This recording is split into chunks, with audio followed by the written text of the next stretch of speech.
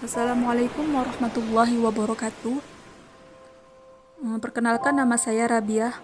Di video kali ini saya akan membahas sedikit mengenai tentang kewajiban mengajar perspektif Al-Quran. Nah, mengajar itu sendiri adalah suatu kegiatan mentransfer ilmu pengetahuan dari guru kepada murid. Dan mengajar itu sendiri memiliki manfaat, di antaranya yang pertama, memelihara anak dari perbuatan tercela. Yang kedua, membimbing agar menjadi anak yang soleh. Yang ketiga, menjauhkan anak dari pergaulan yang jelek. Yang keempat, mengajarkan cara yang benar dalam mencari rezeki. Yang kelima, mengajarkan anak agar tidak sombong. Yang keenam, mengajarkan Al-Quran. Dan yang ketujuh, untuk mengembangkan bakat dan penalaran. Maka dari itu, seorang pengajar antara lain memiliki sebagai komunikator. Ia berfungsi sebagai sumber dan penyedia informasi, kemudian menyaring, mengevaluasi informasi yang tersedia, dan mengolahkannya ke dalam suatu bentuk yang cocok bagi kelompok penerima informasi, sehingga kelompok penerima informasi dapat memahami informasi tersebut sebaik-baiknya dan semaksimal mungkin. Pendidik atau pengajar sebagai pemegang amanat haruslah memiliki sifat-sifat yang mulia. Di antaranya yang pertama, zuhud, tidak mengejar materi, karena mengajar mencari keridhaan Allah semata. Yang kedua, kebersihan pendidik. Seorang pendidik harus bersih tubuhnya, jauh dari dosa dan kesalahan, bersih jiwa, terhindar dari dosa besar, sifat ria, dengki, permusuhan, perselisihan, dan sifat yang tercela lainnya. Yang ketiga, ikhlas. Mengajar dengan ikhlas hendaklah berniat semata-mata karena Allah. Yang keempat, suka pemaaf. Yang kelima, mengetahui tabiat murid agar tidak kasar dalam mendidik. Yang keenam, pengajar harus menguasai materi yang akan diberikan kepada anak didiknya. Dalam hadis Nabi, ada 3 hal yang selalu diberi pahala oleh Allah pada seseorang, walaupun ia sudah meninggal dunia. Yang pertama, sedekah jariah. Yang kedua, ilmu yang bermanfaat. Dan yang ketiga, doa yang dimohonkan oleh anak yang soleh untuk orang tuanya.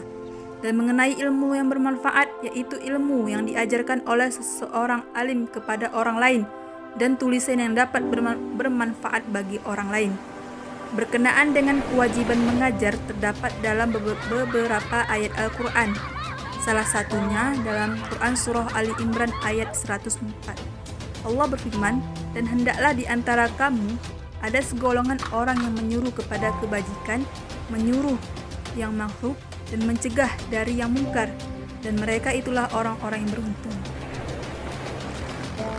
Quraisy Shihab menjelaskan bahwa mengenai ayat ini, pengetahuan yang dimiliki seseorang, bahkan kemampuannya mengamalkan sesuatu akan berkurang, bahkan terlupakan dan hilang jika tidak ada yang mengingatkannya atau tidak diulangi lagi mengerjakannya. Pengetahuan dan pengamalan saling berkaitan erat. Pengetahuan mendorong kepada pengalaman dan meningkatkan kualitas amal, sedang pengamalan yang terlihat dalam kenyataan hidup merupakan guru yang mengajar individu dan masyarakat sehingga mereka pun belajar mengamalkannya. Kalau demikian itu halnya, manusia dan masyarakat perlu selalu diingatkan dan diberi keteladanan. Inilah inti dakwah Islamiyah. Dari sini lahir tuntutan ayat ini, dan dari sini pula terlihat dengan tuntutan yang lalu.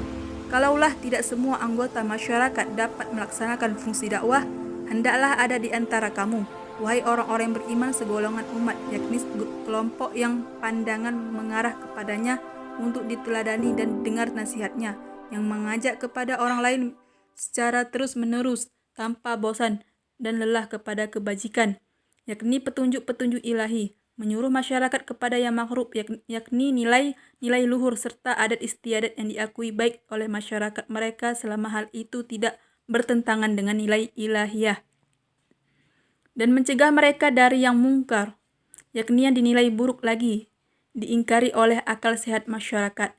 Mereka mengindahkan tuntunan ini dan sungguh tinggi lagi jauh martabat kedudukannya. Itulah orang-orang yang beruntung, mendapatkan apa yang mereka dambakan di kehidupan dunia dan akhirat.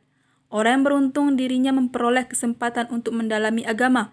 Mereka mendapat kedudukan yang tinggi di sisi Allah, dan tidak kalah tingginya dari kalangan pejuang yang mengorbankan harta dan jiwa dalam meninggikan kalimat Allah, membela agama dan ajarannya.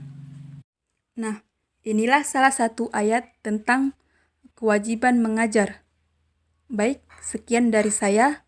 Terima kasih telah mendengarkan. Semoga bermanfaat. Assalamualaikum warahmatullahi wabarakatuh.